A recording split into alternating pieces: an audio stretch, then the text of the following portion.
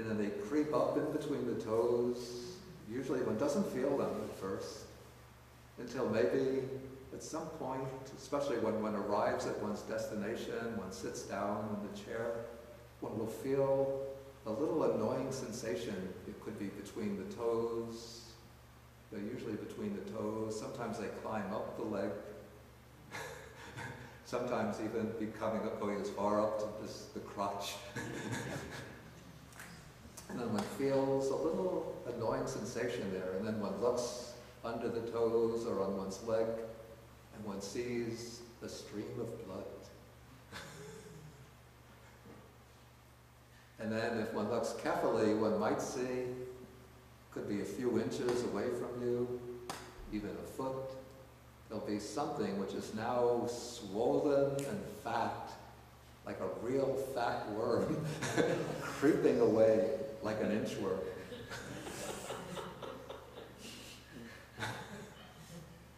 And sometimes they're almost a little bit like a suicide bomb. The enjoyment of drinking the blood is enough of a reward for them to risk suicide, so that they get crushed between the toe and the shoe or the thong that you're wearing. And so when you take off your thong or sandal, you'll find a mass of blood on it with the skin, the broken skin of the leech.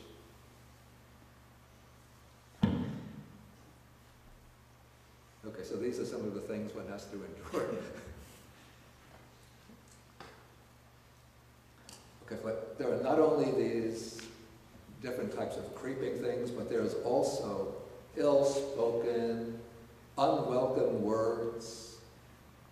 In India during the Buddha's time, the people, not all of the people were respectful of the Buddhist monastics, but sometimes there would be communities which were following one of the other religious groups, which were quite hostile to the Buddhists. Sometimes the Brahmins would abuse and revile the Buddhists, calling them shaven-headed good-for-nothings, baldies, waste parasites on society, outcasts, and so on. So one would get these ill-spoken, unwelcome words, and nowadays it's a common experience to be spoken to in this way. Everybody has that.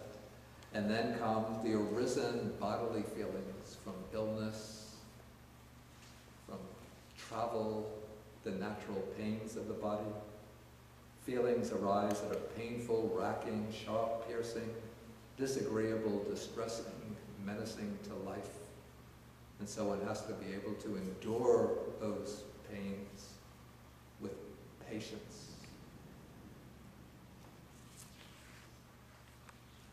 Okay, then come the taints to be abandoned by avoiding. This is basically prescription for good common sense.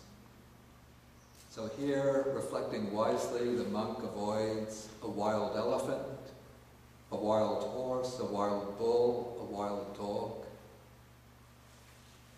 a snake, a stump, this would be the stump of a tree which has fallen down, a bramble patch, a chasm, a cliff, a cesspit, a sewer. Reflecting wisely, he avoids sitting on unsuitable seats. These would be sitting together with people that could harm his reputation. Wandering to unsuitable resorts. There would be parts of the city or town which would be the equivalent of what we now call the red light districts. And so the monk should not go walking alone to those areas, because then people, when he starts coming back, people will see him and say, what was that monk doing in the red light district? And associating with bad friends, since if he were to do so, then his wise companions would suspect him of improper conduct. Okay, so these, and then if one acts in this way, then certain taints, vexation, and fever could arise. So these are the taints to be abandoned by avoiding. Then we come to number 6, these are the taints to be abandoned by removing. Or I think a better translation here is dispelling. This is applying methods of dispelling unwholesome thoughts.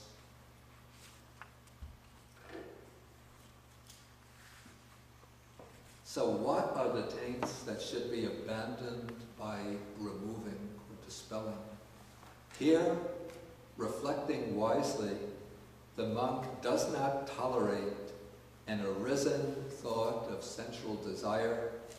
He abandons it, removes it, does away with it, and annihilates it, or obliterates it. He does not tolerate an arisen thought of ill will. He does not tolerate an arisen thought of cruelty. These are taken to be the 3 primary types of what are called wrong thought or unwholesome thoughts. Thought of sensual desire, which is rooted in craving or greed. And then thoughts of ill will and thoughts of cruelty, which are rooted in hatred. And so in training the mind, one has to eliminate these unwholesome thoughts. When we come to a later sutta, we're going to see some of the specific methods that the Buddha taught for overcoming and eliminating these unwholesome thoughts. Here, if we just read this text the way it's been recorded, it seems as though the text is prescribing a kind of rather forceful and aggressive method of tackling unwholesome thoughts. But as we will see, the Buddhist texts actually recommend a variety of strategies. Some methods are soft and gentle, other methods are rather forceful. So we could say that the aim is to overcome and dispel these unwholesome thoughts. But the methods themselves are not necessarily forceful and aggressive. Sometimes the best method of overcoming these unwholesome thoughts is a little bit like the judo method.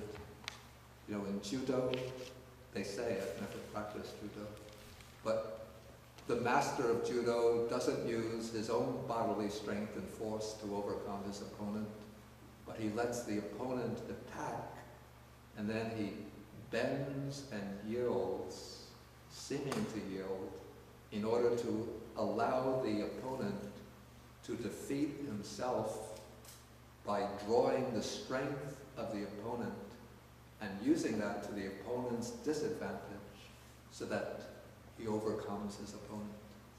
Does anybody practice judo? That's like Tai Chi. Well, Tai Chi does that. Tai Chi, same thing. Yeah. Go right into the wall. Okay, so some methods are like Tai Chi or judo. That's like the method I explained before. Instead of just trying to directly confront and combat the unwholesome thought, one can just stand by and watch it, not yielding to it, not grasping the thought and allowing it to proliferate, but just by watching it, it exhausts its own strength and then fades away. But I don't want at this point to go into the specific methods, since we're going to deal with that in relation to a later sutta. Okay, now these with taints to be abandoned by removing, this is the last section on what I call provisional methods of abandoning the taints, or methods of actually restraining the taints so that they don't gain power.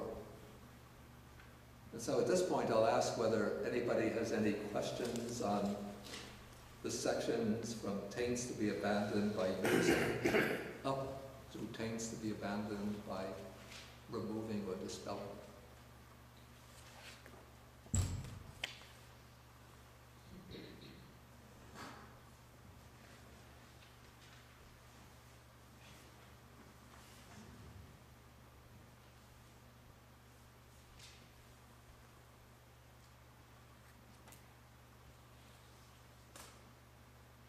this is actually a comment from somebody who's following on the internet, but it's actually an interesting comment.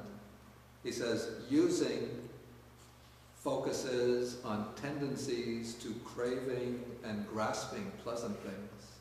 I think that's true, because one tends to have a craving for clothing, delicious food, luxurious dwelling places. Well, I don't know whether anybody has craving for medicines, but okay. But the first three certainly can be bases for craving. And then he says, enduring, that is in paragraph number 18, focuses on unpleasant things that create aversion and ill will. He says, was this the main intention of those two practices? It's not stated that way explicitly, but I think this brings out the underlying intention of them. So that's quite a good point. Okay. Any questions on any of these sections? Oh, wait. One thing is, tends to be abandoned by using part of tends to be abandoned by restraining. Okay. I didn't quite catch the question. Speak more loudly. Tends to be abandoned by using, be By considered as part of tends to be abandoned by restraining. Okay, that's a good point.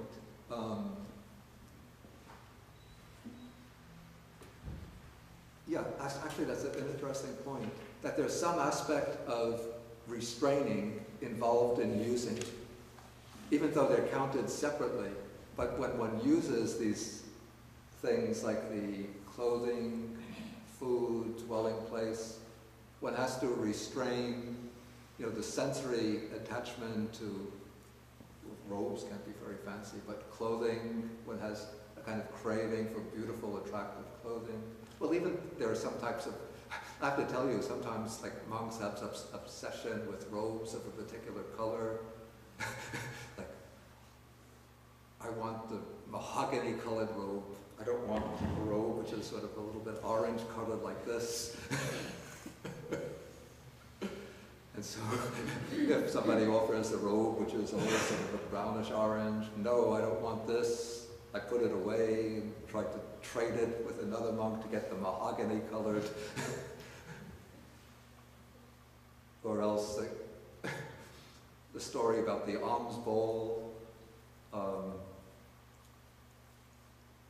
There's a little bit of a diversion, but I'll tell it. You see, my early years in Sri Lanka, we were all using the Sri Lankan bowls, which are black bowls made out of, I don't know what kind of metal, but nothing very attractive. Then some monks had gone to Thailand and came from Thailand back to Sri Lanka with these bright, shiny, stainless steel alms bowls. And when there's a line of monks in the dining hall, all of the monks are sitting there with their ordinary black, what do you call this process?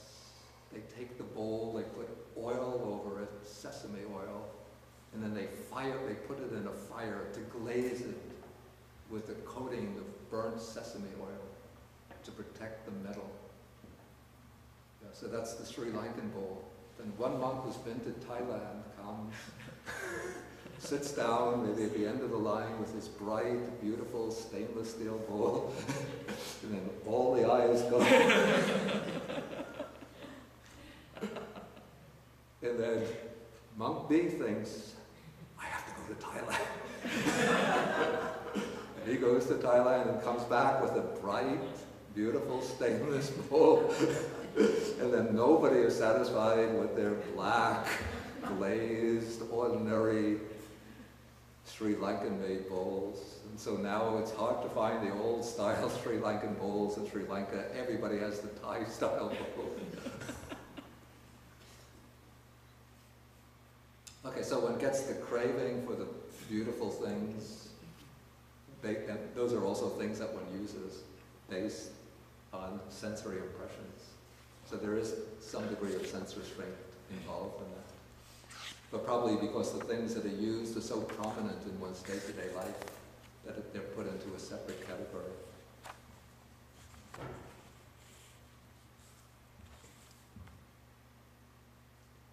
Okay, this comes... Okay, we'll take the question from...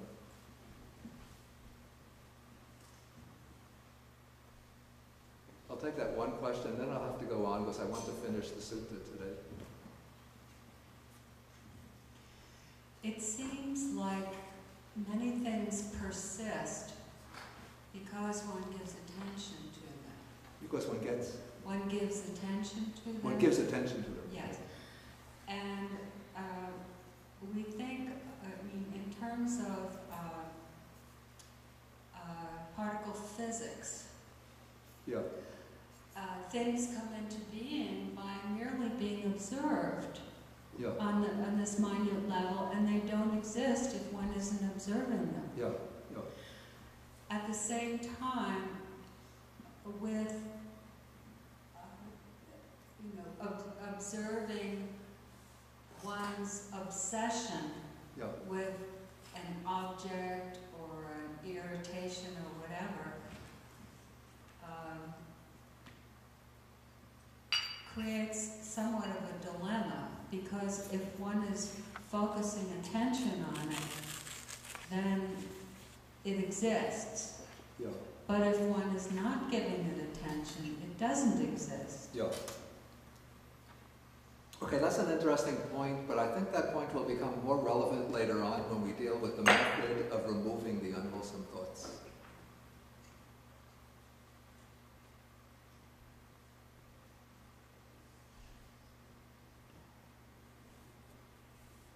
Okay, this is a question. Since the Buddha singled out medicine and using, under the category of using, can we infer that there was herbal drug abuse by monks even in the Buddha's days? No, I wouldn't say that that's the case, but what's meant by medicinal requisites here, it sometimes is given a broader meaning to include things that one is entitled to use for refreshment after midday. Midday is the cutoff point for the meal. So one can take proper food after midday, but there are things which the Buddha made allowable, like I said before, honey, oil, butter, and then something is called pani tongue. This is like palm sugar, the sugar of the palm tree, which is taken as a kind of liquid, then it's crystallized, so it becomes, or solidifies, so it becomes a kind of block of hard sugar, which is very delicious because it has the sap of the palm tree. And so these are things which, again, they can become objects of attachment and craving. Especially if one starts storing up large quantities of them. Okay, I'll just take this one last question from the internet, then I'll move on and finish the sutta. He says, some of the Thai forest monks go to live alone in the remote areas where there are wild tigers, and they meditate at the edge of tall cliffs to overcome fear. Aren't these against the advice on avoiding here in the sutta? I have to say that seems to me to be the case. Okay, like some of the monks from the Thai forest tradition, if you read the biography of Ajahn Mun and the way of practice of the Dhammadutta monks in Thailand, the ascetic monks, they're encouraged to go out into the wild to meditate in areas where tigers are living, wild elephants, and probably many of them get killed in that environment. But this is their way of sort of testing their fortitude, testing their courage, trying to enter into a battle with fear by going to these fearful places. It seems to me that it's not written that this practice, well, I can admire those who do this for their courage, their determination, but it doesn't seem to me to be in accordance with the spirit of the Buddha's middle way, which is indicated by the passage on avoiding. That's my personal opinion. Okay, I want to go to the last major section of the sutta. These are the taints to be abandoned by developing. So as we're going to see, what is meant here by developing is developing the 7 factors of enlightenment. So the text says, here a bhikkhu, reflecting wisely, develops the mindfulness enlightenment factor, which is supported by seclusion, dispassion and cessation, and ripens in or matures in relinquishment. He develops the investigation of states, investigation of phenomena, enlightenment factor. The energy enlightenment factor, the rapture enlightenment factor, the tranquility enlightenment factor, the concentration enlightenment factor, the equanimity enlightenment factor, supported by seclusion, dispassion and cessation, and ripening in relinquishment. Okay, when we see the enlightenment factors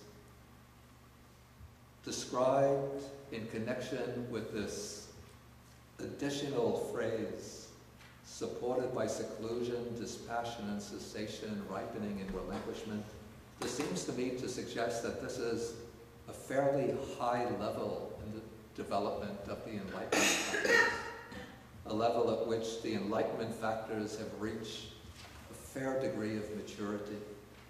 Because supported by seclusion means that one is now secluding oneself from the defilements of the mind. One is able to overcome, at least temporarily, the pull and the impulsive force of craving and aversion. And one is moving towards dispassion, the ending of attachment.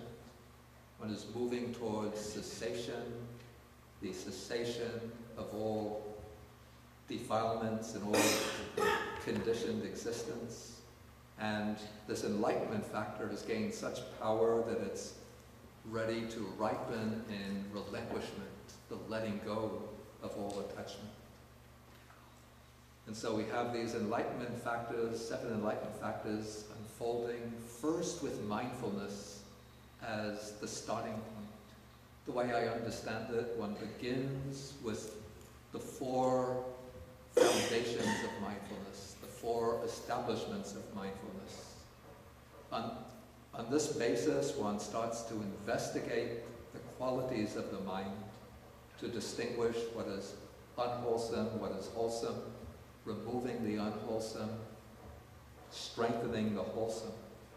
As one strengthens the wholesome factors, energy increases, the determination to sustain the practice. As that energy increases and the mind settles down, it brings a swelling up of joy or rapture, piti. Initially, rapture, though it's uplifting, blissful, delightful, but it involves a certain, what I call a certain element of disturbance, because there's exhilaration and excitement to it. But as one continues to develop the foundations of mindfulness, the rapture settles down, then the mind enters the state of tranquility. When the mind becomes tranquil, this facilitates the move towards concentration. When concentration matures, it brings equanimity. And then when these 7 enlightenment factors are present together,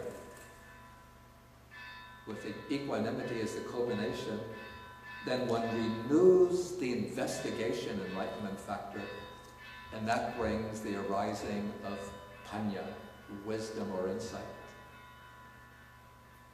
And when that wisdom of insight comes to maturity, then it will eradicate successively the fetters, the latent tendencies, and the taints. And so that's how the development of the 7 factors of enlightenment leads to the 3 higher stages of realization, culminating in the end of all of the defilements. And so now, concluding the discourse, the Buddha says in the last paragraph, when for a bhikkhu, a monk, the taints that should be abandoned by seeing have been abandoned by seeing, when the taints that should be abandoned by restraining have been abandoned by restraining, so for the taints that should be abandoned by using, taints that should be abandoned by enduring, taints that should be abandoned by avoiding, taints that should be abandoned by removing, taints that should, when the taints that should be abandoned by developing have been abandoning by developing, then he is called a monk who dwells restrained with the restraint of all the taints. He has severed craving, flung off the fetters, and with the complete penetration of conceit, he has made an end of suffering. Okay, and so that takes us to the end of the discourse. If there's any questions, we could just maybe take 1 or 2 questions and then come back after the meal for the question period. Any questions? This Yeah, I'd like to know if I'm receiving this. Okay, please use the microphone. It seems to me that in a lot of the definitions of things, as which things are to be dealt with in which ways, that he tends to define them by their effects rather than by what they are, which is and I have a hard time telling which kinds of things are supposed to be handled in which ways. Because there's little energy in the text in what the things are. Yeah, that's an interesting point. It seems that the emphasis here is on, you mean that each section deals with the methods rather than the particular. I think maybe we could see this as some indication of, I just have to conjecture an answer.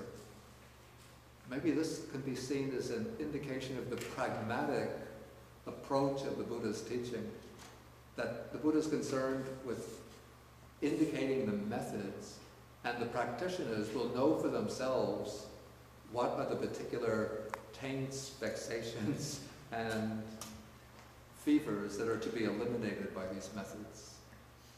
Or it could be the case simply that it was part of like the renunciate culture during the time of the Buddha, that in whatever ascetic community one was practicing, one had a pretty good idea already of what are the factors to be eliminated by the training.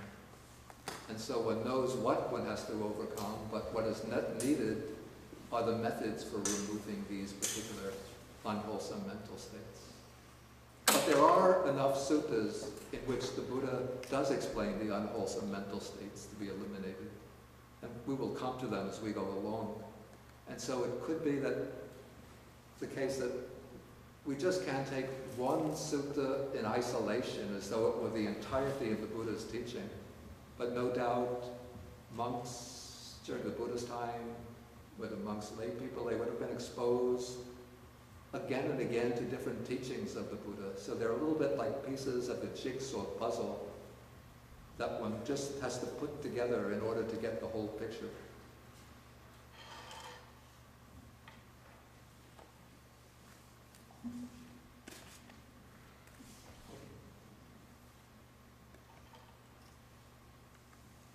Okay, I'll just take this internet question, then we'll do the dedication of merit. And then if anybody has any further questions, please come back at 12 o'clock. Okay, the question, it seems that seeing, that's the practice of seeing and the method of developing require sitting meditation, whereas restraining, using, and removing are practices in everyday activities. Is this correct?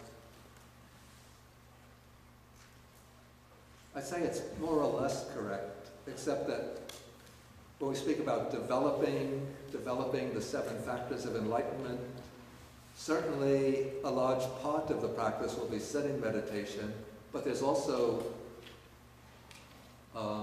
interwoven with sitting meditation, there's also the walking meditation. And so, in fact, some practitioners will give more emphasis to walking meditation, some more emphasis to sitting meditation. But what we can say is that seeing and developing generally occur through a deliberate training in meditation, whereas restraining, using, removing, and so on are broader extensions of the meditative frame of mind to activities in everyday life. Okay, so this will be the class for this morning. I should mention today is October 31st. We won't have a class next Sunday, but the next class will be on November 14th. And that class we will take Sutta number 6. This is called, If a Bhikkhu Should Wish.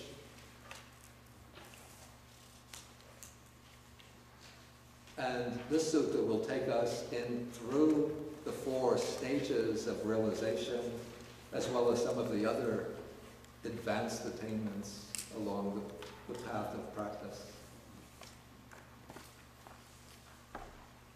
And then this will be followed by Sutta number 7. I believe Sutta 6 and 7, Kaidi, are already on the Baos website. So if any of you don't have the textbook, it's now been reissued by Wisdom Publications. I think just this week it came back into print. But if you don't have the textbook and you want to follow the sutta, you can download it off the Baos website. Even if you have the textbook, if you don't want to carry this heavy weight back and forth, you can just print out those pages and bring them to the class. Okay, so please remember that will be November 14th, 9:30 we will have the meditation, 9:30 to 10.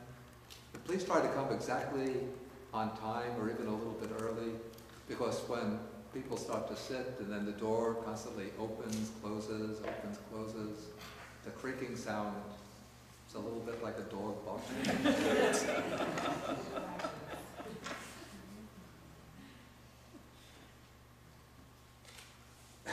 Okay, we'll end with the sharing of the merits. I'll do it in the short style.